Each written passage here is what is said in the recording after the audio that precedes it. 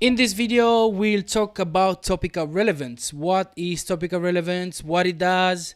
How can we create topical relevance on our websites? Why is it important to understand this concept if you want to rank on Google? And much more. And for that, I invited my friend Joe Priest from g5media.com to hang out with us today and talk us through this important and very exciting topic. What's going on, everybody? Adrian Diaz here with Hasta la Vista Boss, the place where ambitious people like you and I, we talk about how to create a side hustle, make it profitable, quit our jobs, and become our own bosses. I hope that sounds good. Joe, welcome to Hasta la Vista Boss. Oh, thank you very much for having me. It's a pleasure to be buddy. Here. It's a pleasure. You know, since I met you, of course, people would not know this, but we met when Kyle Roof was here in London, and it was really an awesome. Not meeting only with Kyle, but you know, after that, we had a few beers and it was really awesome chat with you and Alex.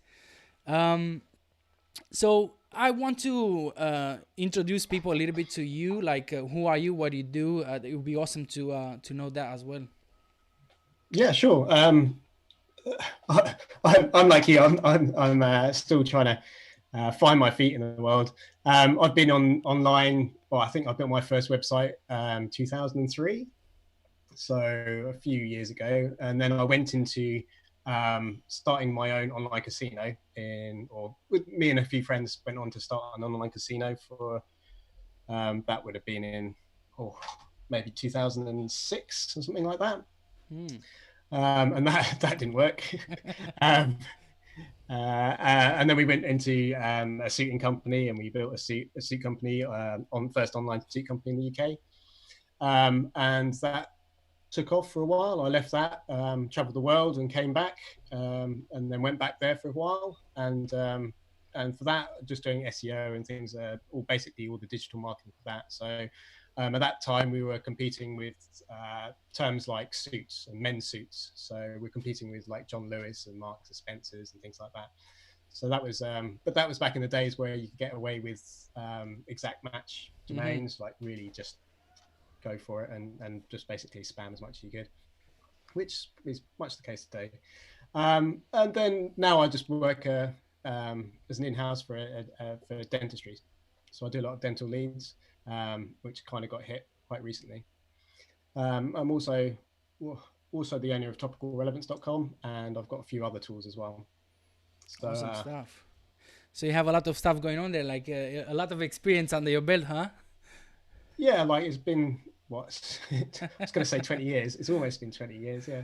Well, so, I feel like a baby now. I don't know, you know, like I haven't done like 1% of the things that you mentioned there, but that's really cool. But you're going to get there, eh? Like I think the way that you're going, like you're doing a lot of video marketing. I don't have any experience with video marketing at all. Like I think everyone's got something to learn, and I've been watching your how to set up the green screen, how to what tools you're using, and that kind of thing. I really enjoy your channel. Yeah. Thank you very much. Yeah, it's really awesome to hear that from you. I have you like one of the guys that I look up to for knowledge and brain power. You know, I really enjoyed the discussions with you. Before I move on, Joe, please let me know, everybody in the chat, if you are here, just say hello. We have Josh, we have Chris. How's it going, guys? If you have questions for Joe, shoot. Joe is very smart, and he has, as he was saying, loads of experience. And you know, if you have anything related to topical relevance, just let us know. If you're brave enough, you know, click that link on there on Zoom and ask Joe a question live if you want, you know. But if not, it's fine. So let me go back to the screen here, and you know, I haven't heard many people talking about this, Joe. I've seen a couple of videos from Matt Diggity, maybe. Some of them on Chiang Mai, but I haven't heard many people talking about topical relevance. It'll be awesome, you know, for those who don't know what it is. Can you tell us what it is and why it's important? Why is topical? Why is relevance? So I don't know, how do you think how personally do you think the Google algorithm works? Like if I gave you a page, what do you think the first thing that Google does with it? For my little knowledge, you will go to scan the documents for patterns or for keywords that's related to whatever you typed in Google search box. Yeah, so basically what they do, and they say this in all the patterns, is they categorize each of the pages and each of the websites. So they've been doing this for years. I think the original PageRank stopped in 2006 or something, and they've moved on to this kind of categorize everything into different categories, and then use what they call seed sites to create their graph around. So basically, they've been using it. I think you might have, if you ever used AdSense or you've ever used AdWords, you can see the categorization in there. So you can pick where exactly you want to have your words or your ad being shown. I want to have it on sites that are in like men's fashion category, or I want sites that are in this and that category. So one of the first things that Google does with anything is categorize it into whichever category they are. And how they do that is they probably look at the document, look at the kinds of words and the kinds of things that they're going at. And I think you may have shared it with people. The video I did, I think a year and a half ago now. Let me share this. Is the one that I shared the other day on IMG? Yeah, probably, yeah. Yeah. NLP. Yeah, so a couple of years ago, they brought out their own categorization API. Need a professional. Which means that you can kind of have a look behind the scenes of how Google is categorizing pages. So basically, you can send them a page, or you can strip the words out of the page and send it over to Google's API, and they'll come back with a category for you, with a certain confidence.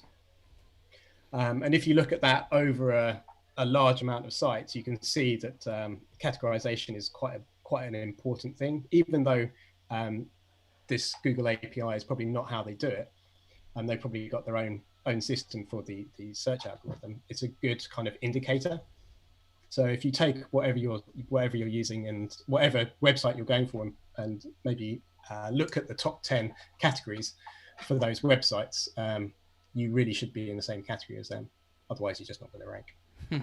Yeah, I really love that video, Joe. When I actually mentioned on IMG, when by the way, the link to that video I just posted on the chat. Everybody, go and watch that video. It's gonna be mind blowing. If you understand a little bit about what Joe is saying there. If not, come back to it like 6 months, 1 year later, like what I did, because that's what happened. So when this was live last year on the SEO Fight Club, I didn't understand much of what you guys were talking about, but for some reason, I don't know what got into me to look into NLP and using the Google tool and TextRaiser a little bit, just playing a little bit with those two tools. For some reason, I remembered that video. I said, okay, let me watch this video again. It was mind-blowing, honestly, because then you can put your website, like you were saying in a video, you put your website in that, or not your website, but your content, right? On a particular page, you can put it in the let me just quickly share the screen for everybody who don't know what I'm talking about, into the TextRaiser or, the other tool. Yeah, so both of them, you can actually send the whole URL and it will take your whole HTML and read the whole thing. Oh, really? So I didn't know that. You can. Through the API, you can. I think maybe in the examples, you need to strip out the text and do it. But it's quite easy to set up it's quite easy to set up the API and just run it through. Right. But it's not free, right? It's not free. That the API is not free. It's the minimal cost for the Google NLP API is minimal. Like if you sign up, they'll give you $300 worth of credit for the first year. So you're not going to get through $300 in the first year. Right. And the TextRaiser one, they have a free API for, I think it's every 2 calls per second, or free for 500 calls a day or something. So right. It is free, pretty much. I mean, for people like myself, we're not using these tools like crazy. It's probably Yeah, no, it definitely would be free. Like even most APIs are really quite reasonable. Like there's a lot of I'm a pretty heavy user of data4seo.com. Mm-hmm. So if you know that API, basically it's a SERP scraper. Right. And you can SERP. I've built a lot of tools and keyword tools and things from that. Yeah. But yeah, that's awesome. And when I saw that the video, I came to this tool straight away, and I was playing a little bit with this phrase and something else that I had on my Google, Amazon website, and I just took a little bit of the top um, of the introduction, right, the first paragraph. So I put it on this tool, and then I went to categories, and it was kind of messy. It wasn't picking up exactly what I was, like you were saying, the right category that I need to be into, and that helped. That opened my eyes, like to another, another level of SEO, and I really thank you for that. I think it's only an indicator. Like they're not using this API. I think they're using it, but it is a good indicator, and you can show that if you're not in the if you're not using the same as the top 10, then there's something wrong with your content, basically. Well, most people who are watching this YouTube channel are beginners to intermediate. I'm lucky to have guys like you around me, but the people who are watching these videos, they're gonna be beginners. So what happens with most beginners, this happened to me at the beginning as well, I mean until recently, like I was saying, is that when I write an article, I was kind of creating a story, but that's not helpful. If you put it on Google, this tool will tell you that you the words that you're using in that paragraph are sending Google the wrong signals, and they might place you in the wrong category. So that was really really awesome to find out. But I think I've used a lot of content providers, and the original idea for Topical Relevance was to basically have a writer's report. So when you're doing a writer's brief, you give them, the tone of voice, how you want it written, the layout, and things like that. And I started using textbroker.com and textbroker.co.uk quite a lot. And they always have the section of, what kind of keywords would you like mentioned? And it's been around for 10, 15 years to always mention your keyword. And so get your keyword density up and you'll be great. And then have these kind of, I wouldn't say semantic keywords to mention those as well. And so basically, I wanted an easy way to find all of those words.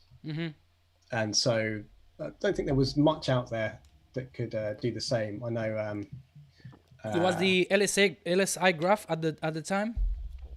No, LSI graph is not the same thing. LSI graph, basically, from what I can tell, is they pull out related keywords and suggested keywords. So it's a little bit different. Right. What Topical Relevance does is basically it takes the top 25 or 50 results of the SERP, strips it all back, does a quick word count for each of the documents, and then over all of them, it then basically pulls out all the words that are used in the top 10 or top 25. And so it's saying basically, if you want to be in the top 10, then you've got to be using these types of words. Right. Awesome. Maybe we're gonna use your tool in a few minutes, if we have time. That'll be awesome to see it in action.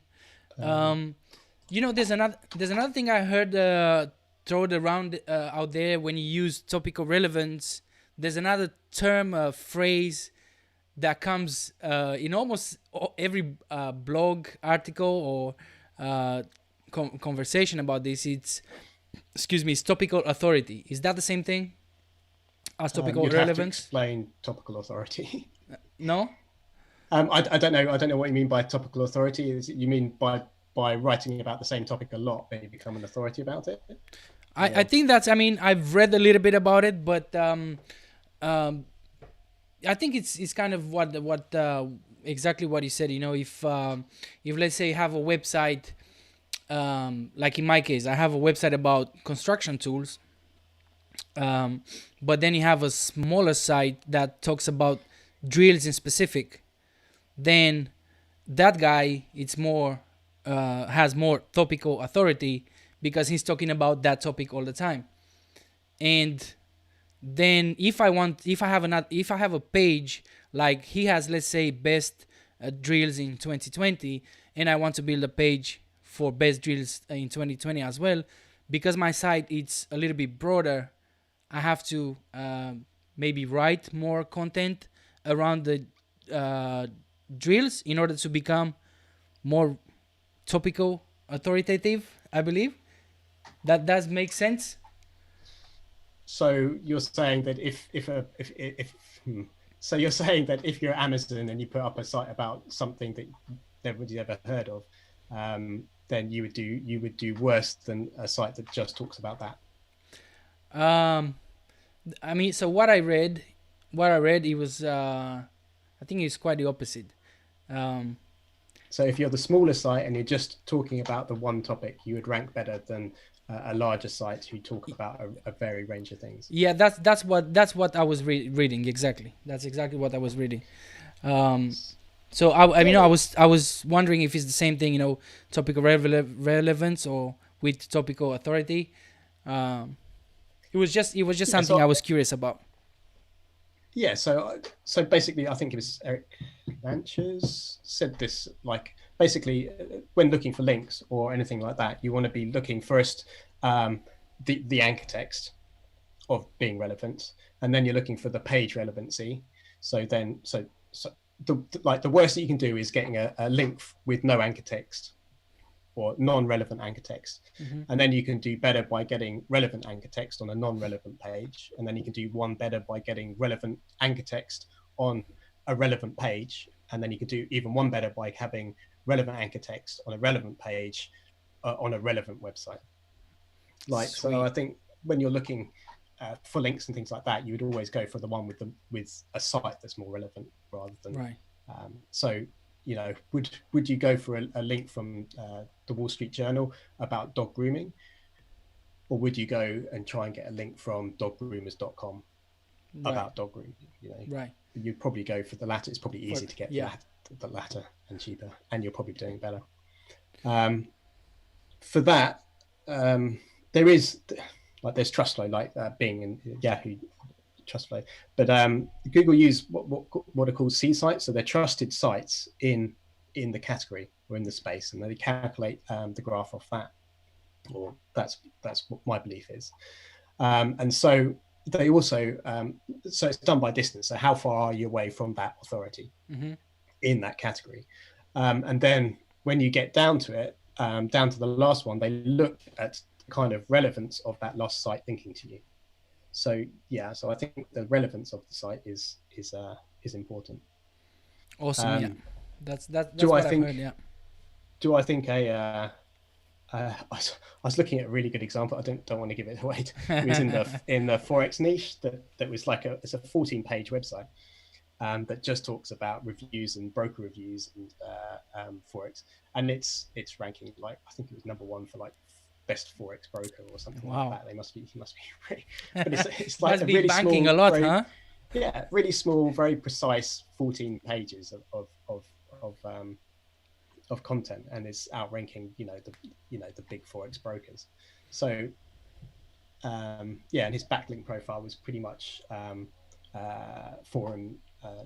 relevant forums, a lot of I call it a PBM, but I don't know. Could have been Google guest posts, but all relevant backlinks, and he had no rubbish in there, I don't think. So I don't know if that answered your question at all. Well, a little bit. At least I get the knowledge. I absorb stuff, and then I go and rewatch the video. I absorb even more. Let me go quickly to the chat. I was so listening to what he was saying, I forgot to go to the chat. Justin is here. Welcome, Justin. Mr. Muggs is in the house. How's it going, buddy? So Justin says here, when I first started, I didn't know what I was doing and accidentally went for a difficult keyword, and how I ranked 5th. I tried to figure out why and it is because I have high relevance score. So, that makes sense, right? Oh, Emilia is here as well, by the way. Welcome, Emilia. What's going on? If you have questions, ask the men here. Joe is very, very experienced. Chris says, "Good question, Adrian. To reword the question, what are your thoughts about page level topical relevancy versus domain level topical relevancy, Joe?" There's a debate whether there is such thing as domain authority. Like, if you're on a certain domain, do you get authority? I can't go either way. I say the graph is generally calculated per page. Yeah, I think. And so, sorry, my mistake. So I'm going with page. So make sure your page is on topic and your URL is on topic. So either your slug or your main URL or your slug, and obviously your headings and the content is relevant. Sweet. Yeah, the reason I believe the reason Chris is saying as well, if you remember, Chris has a YouTube channel. He's starting as well. He's a very smart dude. He was giving some advice when he's doing the SERP analysis. He's using the Moz bar, and he's looking at if he wants to go against the site or for a niche, for a keyword. He's looking at DA instead of PA, and I was saying, well, it's better if you look at the PA, because that's why you're gonna fight against that page, not against the domain, right? So that's kind of what are you saying? I wouldn't. I'm not going to say anything bad against Moz or the Moz bar or the Moz. For that, I would go against. I would choose PA rather than DA. I think you're right on that. You should actually look at how Moz calculate the DA and the PA as well. I think it's based off the correlation of it's calculated to correlate with rankings. But I can't remember how exactly that's right. But if you're going to be using it, then you should know how they how they create it. Alex says here, what is topical relevance? Triple R. So we're having a discussion about this over a few gin tonics when we went out a few weeks ago, and triple R. That's a test, Alex. You can probably answer that. Yeah, he knows his stuff. He's my other mentor in SEO. You know that. Joe. Yeah, no, Alex is one of the what's the word? Brilliant minds that probably is lurking beneath a lot of exactly, people. Yeah. Like he's like a puppet master. Very nice to have him as a friend. Let me see what he says here. Alex says relevance doesn't mean always exact. I'm not 100% sure, because of course this was when we were talking about something and I forgot what it was. But not exact much. Oh yeah, Alex says click here are the worst anchor text to use. And who said that? Sorry, Alex. Yeah, it probably is. Like, have you ever heard of like things like Google bombing and that kind of thing? Yeah. Where basically you can, or it has been shown that you can, I can't remember the terms, where you can basically push the algorithm to show you certain things just by using anchor text. So if I just sent, got a load of people to send just. It was something with Bush or something like that a few years ago. Like the most stupid person in the world, I believe it was, or something like that. And so, yeah, and it kind of shows that the anchor text can be quite important. So do be careful. I mean, I've never done a search for click here, but you can probably. Emilia says she's just dropping in here just to listen to your awesome talk about topical relevance, Joe. So thanks, Emilia. If you have questions, he's the man. Tim, How's it going, buddy? Another video. Adrian is on fire. Yeah, boy. You do a lot of them, mate. I think video. I don't know. Do you run? Do you transcribe them at the end? Man, I have so much work to do that I wish I had time to transcribe them as well and put them on a post or something. Because I think you're missing out. Like, if you can build an email list from that, you can transcribe them. Obviously, put your YouTube at the top, transcribe them, set up an email account, automate autoresponder, and work off that. Well, for sure, and I would love to make them on podcast as well. Maybe take them on. But once I go back to work and I get my salary back, then I can put some money back into having a VA and all that cool stuff to help me out. And on the chat, Elton, how's it going? Elton, welcome. Does Google categorize only content which is in English or other languages too? If not, then how does Google know the content relevance in these languages or in other languages? So I would have thought that Google does it for every single language. There's no why wouldn't they? Basically, they can translate. People work off different ideas. My ideas with Google's translation is actually they have a machine like a machine language where they translate everything into their own language, which makes it easier to then translate it into other languages. I don't know if you get that. So basically, they have they kind of. This is just my thinking that they have their own language where they translate everything into that, and then they can work off that. And then it's very easy to, instead of learning how to translate English into Japanese and then English into French and English into German, all they have to work on is translating English into their language, and then they can translate their language into so many different ones. So they don't have to concentrate on all of the other combinations. They just have to concentrate on the single combinations. So I think that's how the Google Translate works. And if they can do that, they can probably understand different languages. Awesome stuff. Yeah, it's these guys are, I was doing some websites in Romanian just for fun, for my city and my local city, and you can rank pretty easy because I think and you can use a lot of rubbish, a lot of, because they don't get it 100%. There's not like English where they understand, they can look at your content and understand a little bit, by doing the grammatical analysis and all that. But in other languages, you can do a lot of good and cool stuff, I don't think the algorithm is the same for each country. And I think, you can get away with a lot more spam in different countries. And maybe that's something that you should look into. Like, if you can dominate in a different country, why concentrate on tier 1 countries? Like, why concentrate on Australia, like UK, US, when there's a lot of money to be made in different countries? And if you've got the advantage that you can speak of different languages, then that is your forte. Yeah, that's your unfair advantage. That's what I'm looking for. Yeah, that's your unfair advantage. Like, go for it. And you just got to test each country, I suppose. Sure.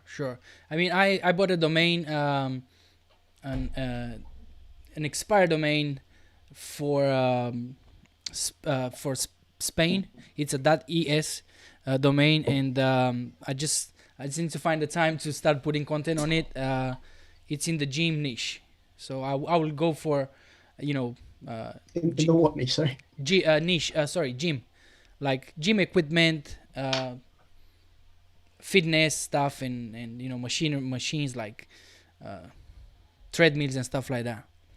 Cool. We'll see how it goes. I'm really curious. I'm really curious. Chris says here, cheers for the advice. You are very welcome, Chris. Elton already says that. I hope he answered the question. Elton, let us know. Justin says, when doing keyword research, if a website has a high DA but a low PA, can you still outrank them? I think we touched a little bit about that, but if you want to answer, Joe. You would have to look at the SERP. I can't tell without looking at it. It's about how much money do you have to invest in ranking. I say SEO is a money game. It's all about getting your on page right, which is free, getting something written, which probably isn't free, getting your on page right, which probably is free, and then spending money on links. Sweet. There's no, That's sugar the SOP. Like, you just got to work out like your ROI. Like, is it worth it for me to be going after this? Like, is it, if it's not, then step away from it. Mm-hmm. Yeah, just avoid Justin, if you, I don't know how skilled you are and what where you are now in your in your journey, but avoid niches like we all know that are competitive now, like casino and gambling and pharma and other, even fitness is very, very, very tough in those niches. I'm not. I wouldn't say avoid them. I'd say, I'll try. Why not try and get into the big niches? You know that the money is there. Like in health and finance, the money is there. With smaller niches, then you're going to be doing something that you don't really want to be laying the groundwork. You want to be following. You want to say that probably sounds. you want to know money is there before you get into it. Otherwise, why spend your money finding out something that could basically lose you money? Right. There's money in pills and finance, and so why not try? Just go. If you're not confident in going for large keywords, start off small. Like, start off with the small ones, get confident in getting one or two of the small ones, then go for a bigger one, and then and just work up by that. Like, there's no you just got to get out and start doing it. Great advice there, Joe. So I have a few more questions here.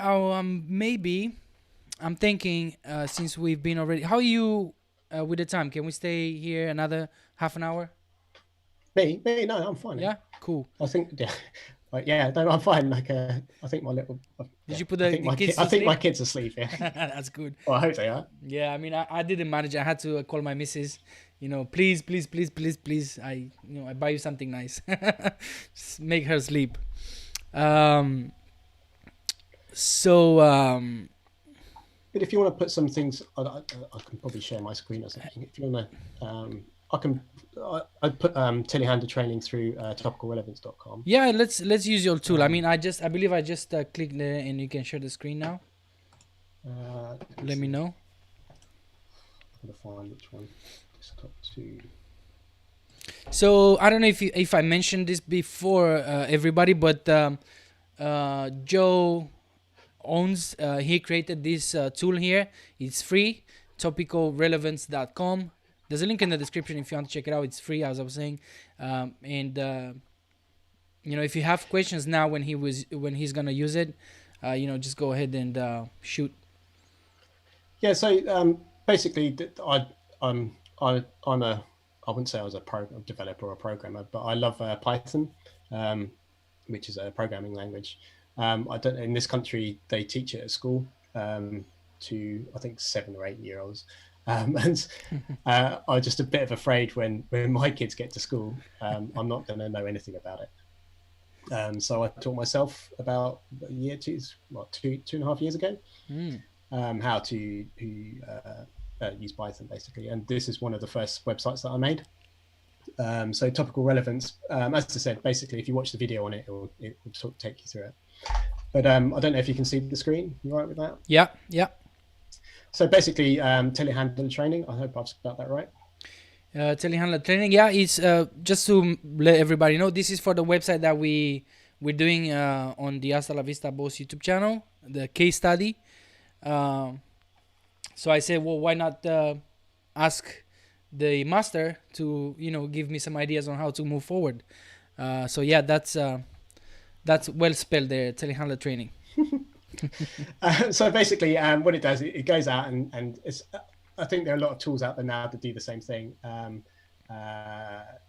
Obviously, this is just a watered down version of POP or Cora, and I always forget the last one. You had him on your show. Surfer SEO. Yeah, Surfer. So yeah, this is a very watered down version of this of that. I have, well, obviously I have other phones. Okay. But so basically you just enter in your keyword, what you're trying to go for. It'll go out, do a quick word count for all of the top 25, 50 websites, depending on how busy it is. And come back with a keyword count. I think for the average of the top 10, so that's about 900 words. It also come back with a keyword density, so how many times, like this one is basically once per every 100 words, you should be using the word telehandler training. Mm-hmm. As a phrase, or separately as a word? As a phrase. Yeah. As a phrase. And then it goes on to basically pull out the single keywords, so the most frequently used keywords in those pages, and brings them back. So these are all the single words that you should try and be getting into your text. Telehandler, course safety operator. It's pretty simple. Then we've got phrases. So forklift training, telehandler training, telescopic fork. So again, try and use those as much as possible. And then we've got suggested headings down here. So this is based off the Google Suggest. And I've got a new version of this, which I'm debating on whether to bring out or not. This is just a Google Suggest based off high CPC and volume. So these are valuable keywords with high volume. So things like forklift certification, forklift training. And these generally you would try to use in your headings and things like that. And then this new part is the entities part. I think entities are quite large in the SEO community at the moment. Is the buzzword. Yeah. Whether, there's semantic search engines, semantic search is, there's a very good book written about it, actually. I can't remember the author, but it's a huge thing. I don't think they're there yet. It takes just general Google patents, 5-6 years from being a patent to actually coming out in the real life. So I think they're a way off it. So basically, these are the entities, and this would be pulled either from the Google API or from TextRaiser. So these are the words that you should be, again, using in your content. Try and make them stand out, so you can link them out as anchor text. You can italicize them, strong them, bold them. What the frequency means? So frequency is how many times it appears. So these ones are the most frequently ones that you'll see. Right. And the relevance ones are the ones that are most relevant, or they've got a relevancy score in both of the APIs. And these are the ones that are most relevant to the term. So cough for a second. Sorry. That's fine. And then after that, I've taken them down and just added them into a basic schema. Wow. So it's these ones you can actually go through and change out the type, and so it's not really a thing. It could be something else, but it's just a quick and easy way. And you'll have to go through these and delete what you don't want, or but it's just an easy way to get all of that onto a page. Would you suggest me to take all of them, or let's say take 5 that sounds more relevant to me? Since I'm in the niche, I know the niche, but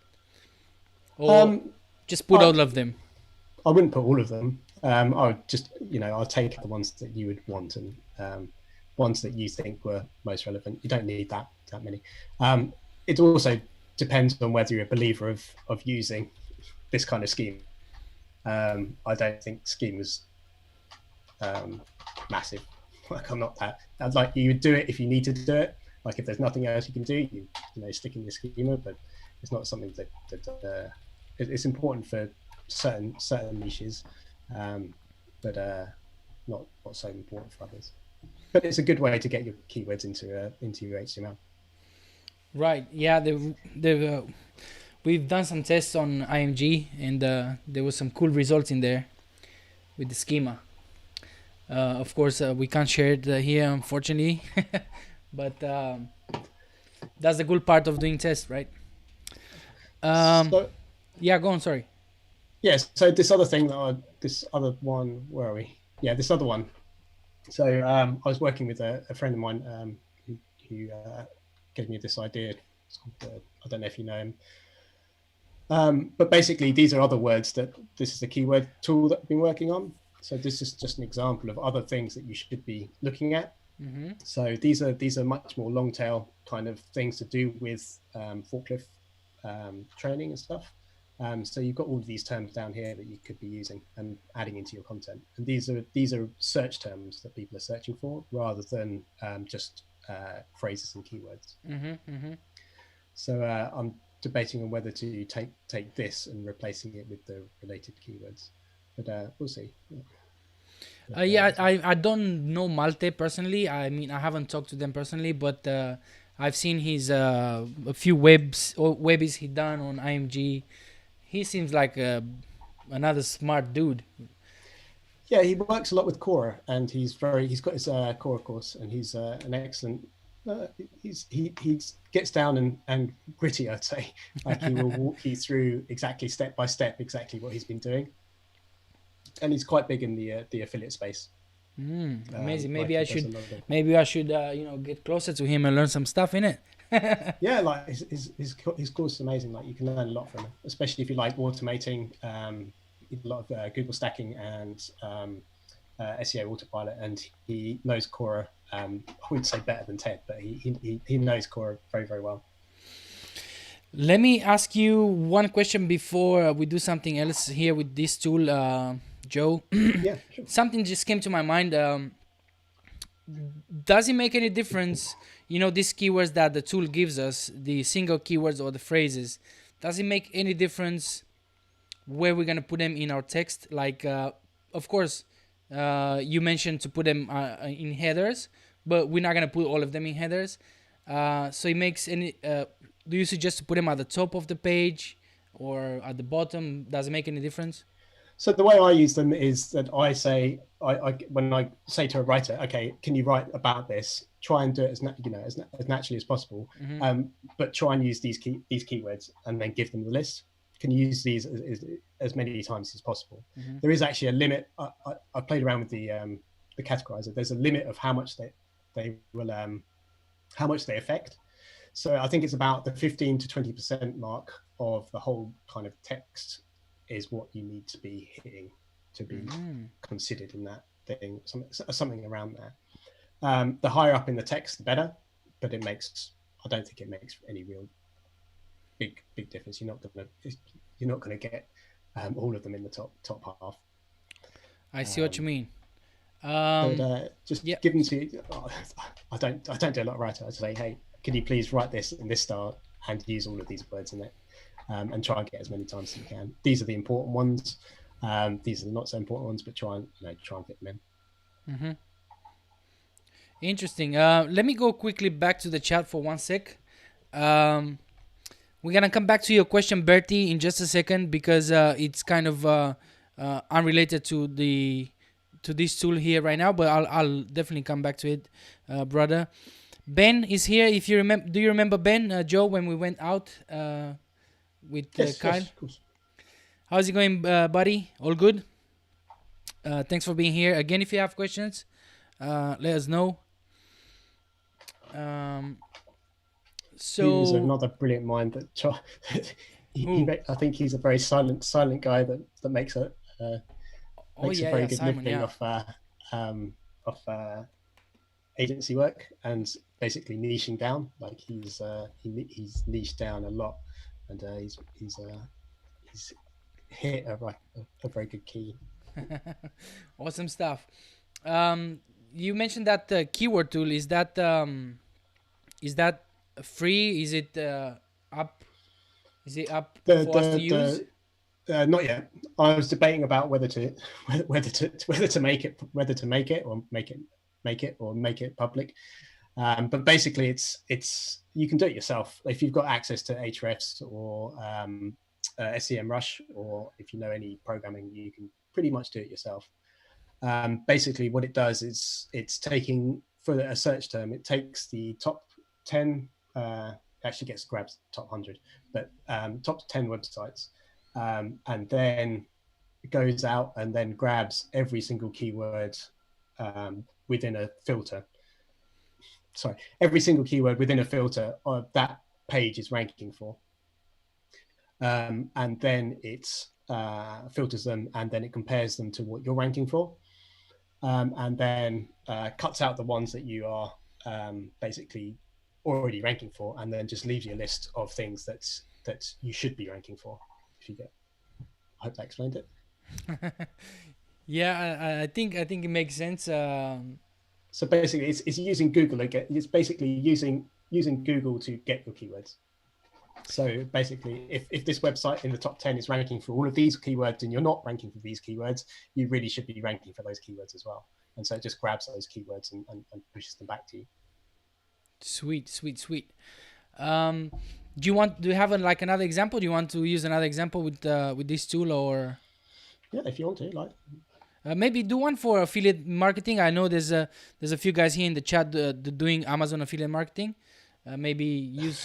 You're probably having a hard time at the moment. Oh yeah, but it's still a good program for newbies. I guess it's easy to start with. Yeah, it is. Like, I think I can't wait to start with those guys that with. I'm not gonna mention them, but I'm gonna mention Say. I just talked to him on IMG the other day. I can't wait to have him for a beer after all this crap with coronavirus is going away.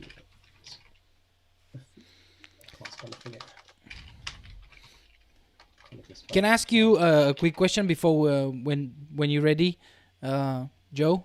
Yeah, I'm just going to stop. I'm going to press get data. I'm just going to stop sharing and run the other one because the code is just code. Sweet. Here in the chat, Bertie asked a question a few minutes ago. He was saying, where is it? Where's the question?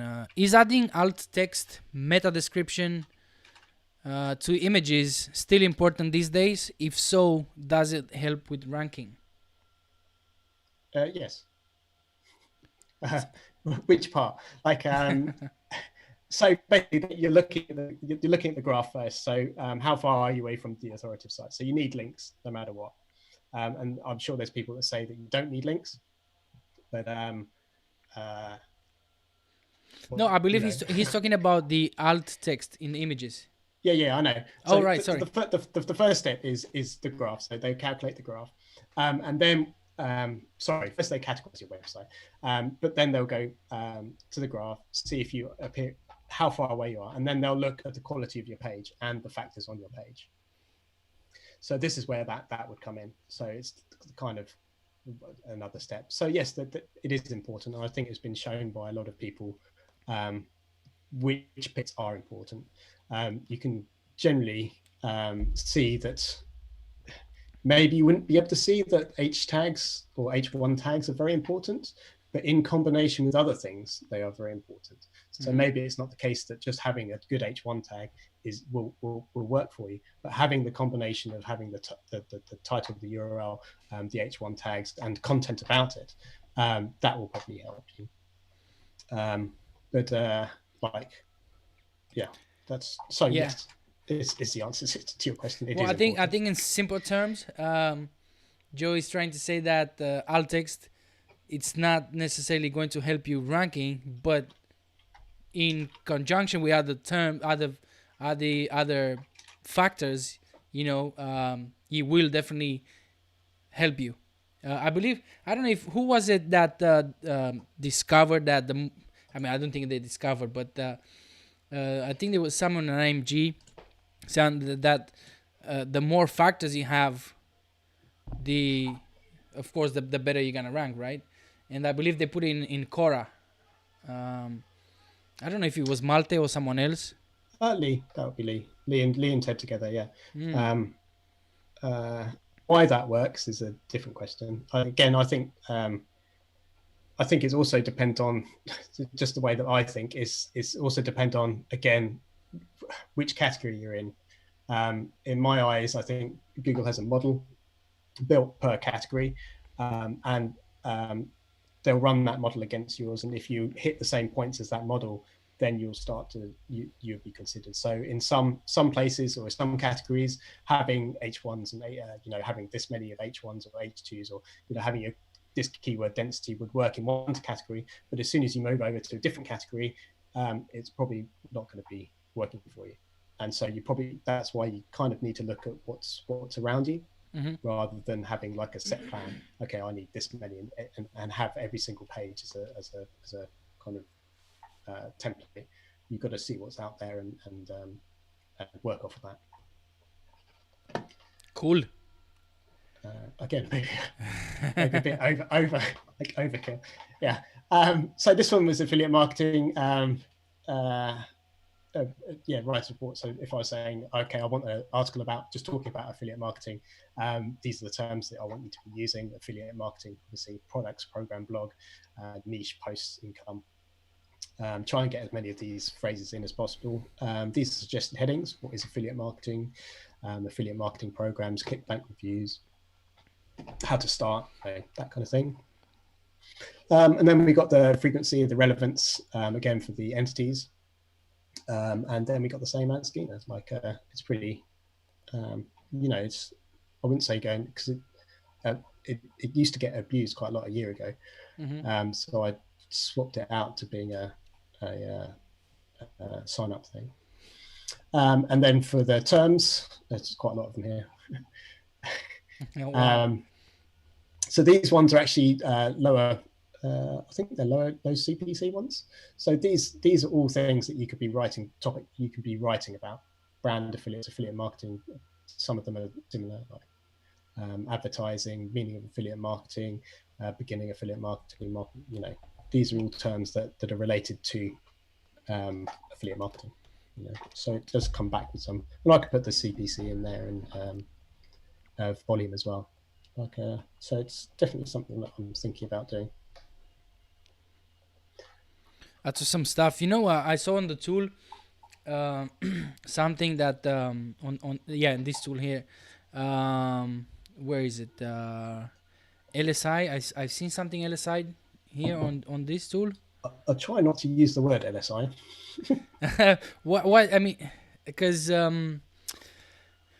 I've heard some people saying LSIs, what the hell that is, I don't believe that exists and stuff like that, but it does exist. Like native semantic doesn't exist. I don't think Google would never use it.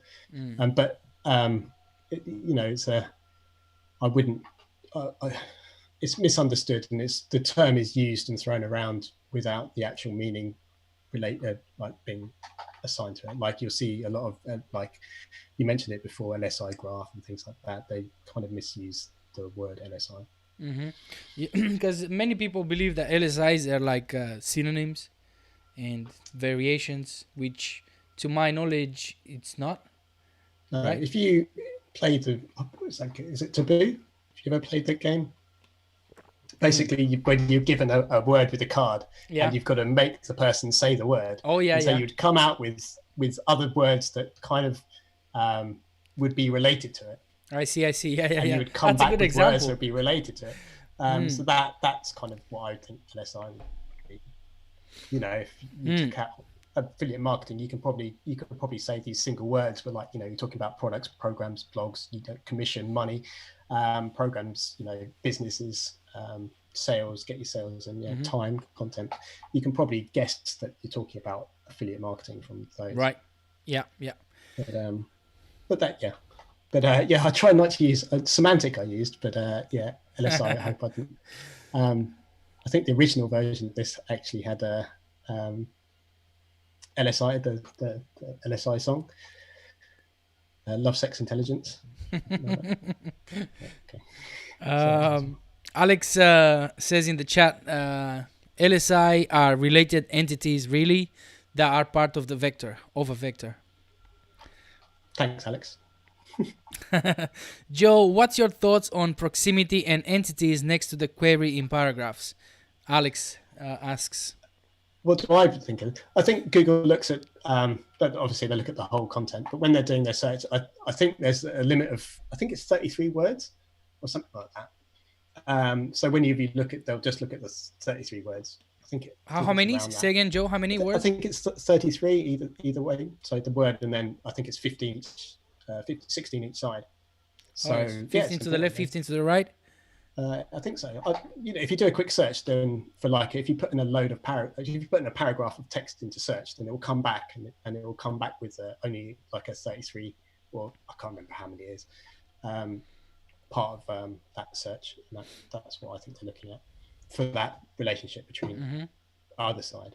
So yeah, I think it is important how you're using it.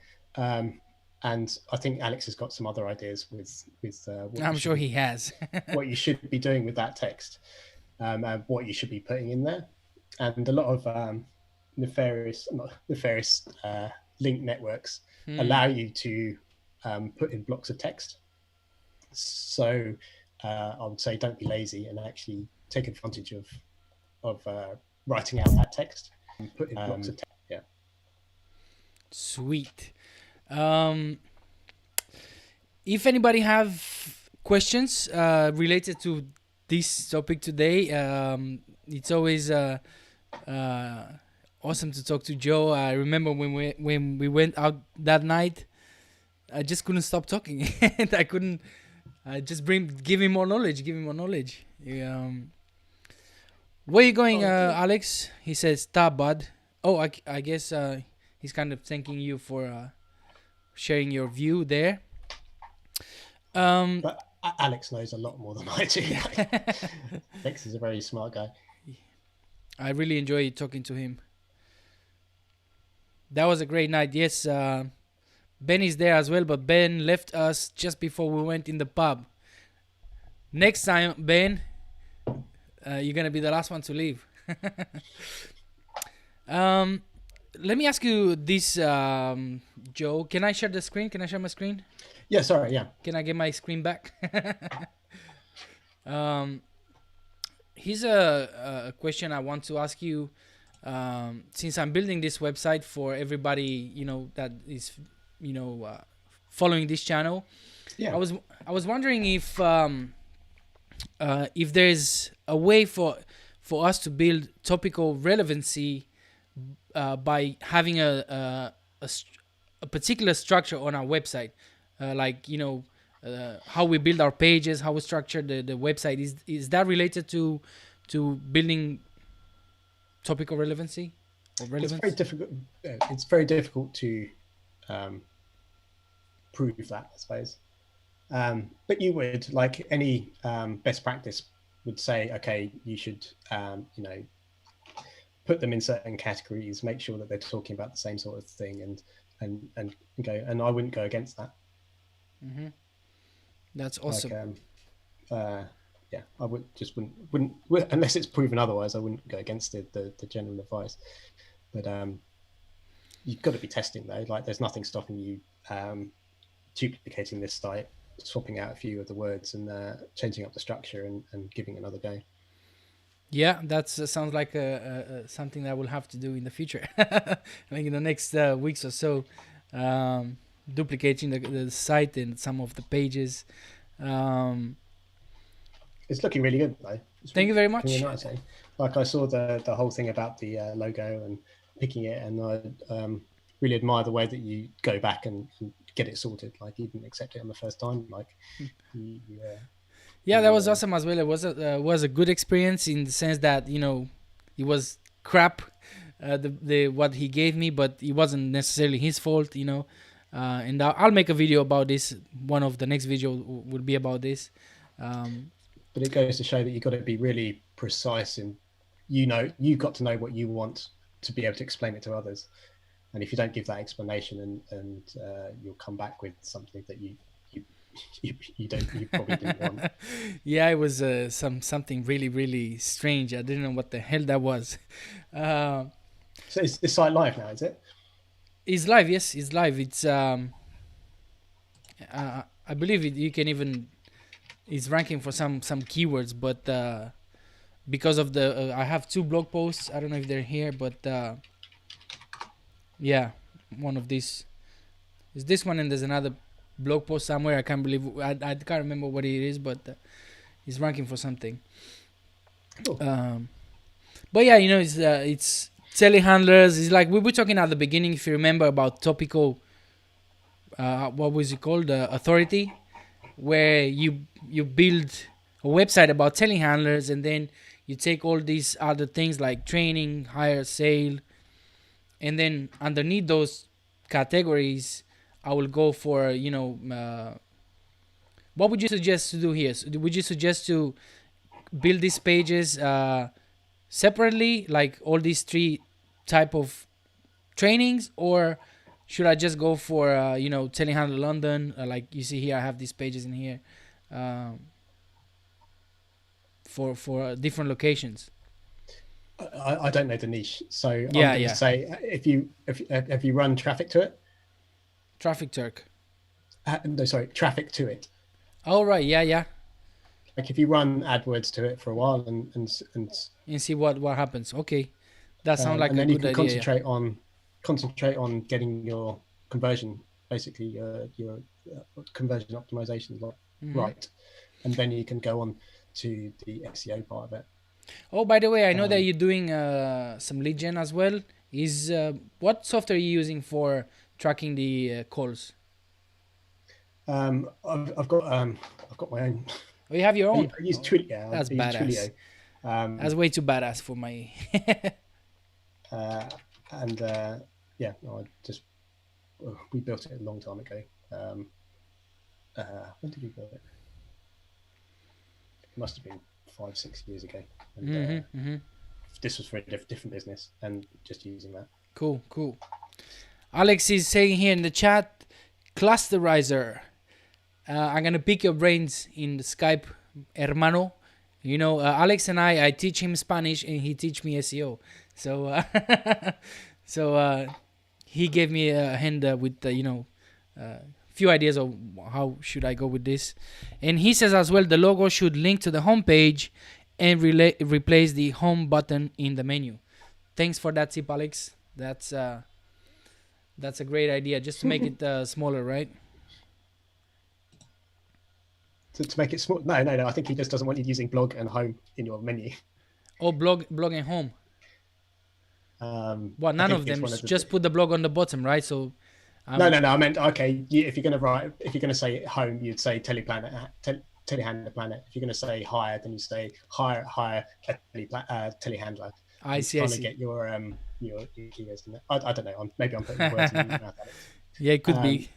Same with blog. You could say telehandler news or something, and get some keywords in there, right? Oh, you've done it. Yeah. It's getting there, it's one of those things. It's gonna take me some time because I don't put like money into it, like VAs and writers and all that cool stuff, but in a few months it's gonna be up and making money. I think it will. I think you'll be all right. Like I think difficult thing with lead gen is if you don't have if there's no kind of program like a affiliate program or anything like that, it's actually getting rid of the leads and where you're sending those leads after you get them. Well, you've got a lot of contacts in that space, but that could be the harder part than actually getting the traffic. I because I'm in the niche, because this is my job, this is what I do. I know people that are doing the trainings. I know people who are hiring the machine. I know people in the business, right? So I already talked to a few of them. Which they gave me the thumbs up. They say, yeah, of course I'm interested to get more clients. Who isn't? But I think the most difficult part for me will be to kind of manage the software and manage the leads, make sure I'm getting paid and all that. But we'll get there for sure. Yeah, but like I wouldn't get caught up on that. Like just I don't know. Is it? I'm thinking Media Hawk. Is it Media Hawk? Alex here in the chat says, you don't want the anchor text to be home. Kind of like Joe was saying. Yes, you guys are so freaking smart. So remove it and add the alt tag to be your keyword for your homepage in the logo. This is another conversation that I had with Alex when we having some Thai food, and he was talking about this. What's the first link that Google sees? Yeah, and a lot of people think that they ignore everything apart from the body. Like, Yeah. okay, if you've got links in your nav or if you've got them in the footer, then they don't count that. Or if you actually strip back a page, you'll find a lot of the first things that they see are menus. So the first words that they actually see, if you strip back all the head and stuff like that, are your menus, because they're at the top. So try and make them as spot on as you can. Like you can print down a site with menu links as well. Sweet.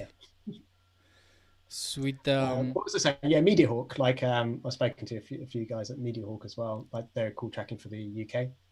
So maybe look into them. Which one? MediaHawk. MediaHawk. Oh yeah, I think MediaHawk. Yeah. And obviously, I don't know if Corel, because they never used to do this country. So, yeah. Well, I looked into some of them, and what I realized is they're not cheap. So what converts as well is like $30 or something like that. I can't remember.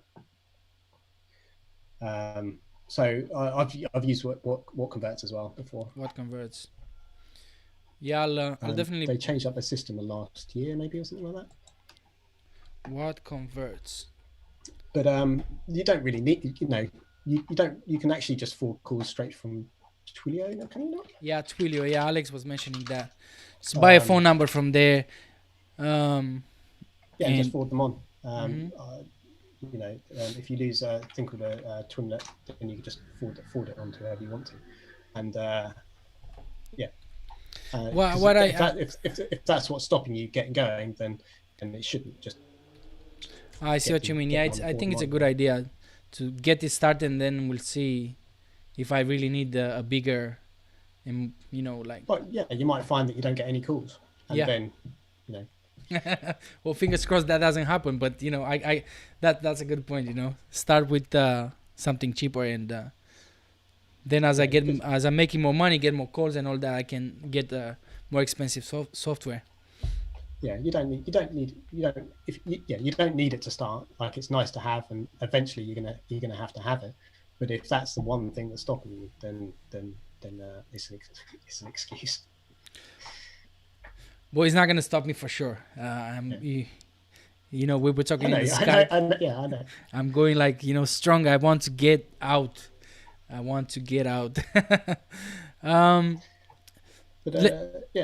Sorry, go on. No, there's one more question that I think I'm not 100% sure if we touched on it. If we touch on it, just let me know, and that's cool. And as well, I want to let the chat everybody know we already 1 hour and almost 10 minutes on this awesome hangout. I love to talk to Joe. If you have any last question or anything to say, any feedback, let us know in the comments now. So I can, if it's a question, I can let Joe know. Yeah, Sunday night, isn't it? And we can go and watch a movie or something after Spend this. time with our better halves. Yeah. Well, actually, my problem is that I have some problem with varicose veins, and this is a standing desk, so I'm standing now, and it's been giving me causing you. Yeah, it's been causing me a leg swallow. It's not nice. Or swollen. How do you call it? I don't know. Cool. Well, you should get some yeah, just some ice now. Stockings. Yeah. Well, they stockings, like some basic stockings or something. Yeah. Next time I'll put some buckets with ice here. I'm gonna put my feet in it. There's probably a lot more. There's probably money in that as well. Like, oh, if you for have sure. that problem, you should get your videos out about it and start blogging.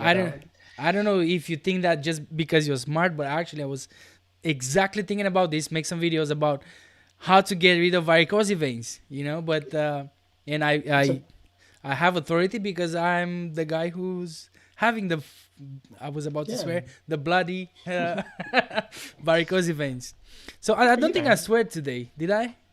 No, because we spoke about it before. So you can get it out now, like, fuck shit out. That's cool. So I'm getting better at this Alex likes me to swear because we're Londoners, bruv, innit? Yes, but that's private. That's it. Johnny9, I was just saying that if you have, I'm sorry that you're late now. We are wrapping up this thing. But if you have any question, drop it there now about topical relevance or anything. And the last question, Joe, was about if links, internal or on-page links or internal links or off-page links can help us build this topical relevance. Does that has anything to do with creating topical relevance? So again, I think it's up in the air. Like internal links count as much as, or I wouldn't say as much as, but should count the same as off-page links. Again, it depends on who you ask. And again, there's been testing around that, saying, okay, if you do this many internal links, count as one external link. I don't know whether you can actually measure that. But again, if you've got a relevant site, all your pages are going to be relevant. So you might as well use that and link back to the page that you're trying to rank. I think, why wouldn't you? And, internal links, you can hammer them with exact match if you wanted to. Exact match. Happy days, right? Just go with that exact match. Well, but you control all of that, so you can control exactly what kind of anchor text you want to be put in there, and then you're also thinking about how far away from the kind of authority or this kind of sites that you want to be linking to are you, and you can use the internal pages to try and get that distance as well. So if you want to link crap to your website, you wouldn't really do it straight to a money page, but you could do it to a support page and then link it over. Here's another question from the chat. Chris says, Johnny says, no worries, he'll gonna watch the I guess the replay. Alex Mars says, awesome shit, bruvs. Joe says, Chris says, the recommended word count on your tool, is that just an average of the front page? So it's not. I said it was an average because I couldn't remember what the word was. It's actually a. I've forgotten the word for it. Google it. If you ever do maths, it's where it says y equals mx plus c. Well, I can't remember what the word is for it. My mind is blank. So basically, it takes the top 10, actually the top 25 sites, and plots the keyword count, and then it draws a line of best fit across all of them. And wherever it hits the y-axis, that is the point that really, that's the point where that word count is. Sometimes it's very, very under, and so it's got a minimum of, I think, 400. So that's where that comes from. But it's just a rough guide. So when I go into my writers, I don't say, oh, I need to have 3,335 words for this piece. If I'm using that tool, if I'm using this, it will be, if it says 4,700, I would be saying, okay, I need 4,500 to 5,000 words on this. That's what I'll be saying. So take it with a grain of salt, because again, word count can be calculated differently with different tools and how they strip the text out of the HTML. Yeah, it's true. In some tools they don't clean the HTML. Some tools they leave the include the whole HTML. To just ask how they count the words. Okay then, if you guys have no more questions, first, thanks Joe for hanging out with us here. It's awesome, brother. I hope I'm gonna have you at some point in the future again, because it's awesome to pick up your brains and talk about this stuff. Maybe we can come up with another topic that you are master at. I just want to say, like, I'm not a master at anything. Like you are, brother. I know you. I know you're humble. Facebook lead gen. That's what I do. Like, Well, lead gen. SEO is That'd be awesome to have to pick up your brains on that, especially because I'm doing a lead gen case study. So thanks Ben, thanks Alex, thanks Chris, thanks Johnny. Who else was in here today? Thanks Emilia. Thanks. Where is Justin? Thanks Tim. Thanks for showing up, everybody, and stay focused because we're going to get rid of that boss. Okay. Until next time. Thanks for watching and stay safe, positive.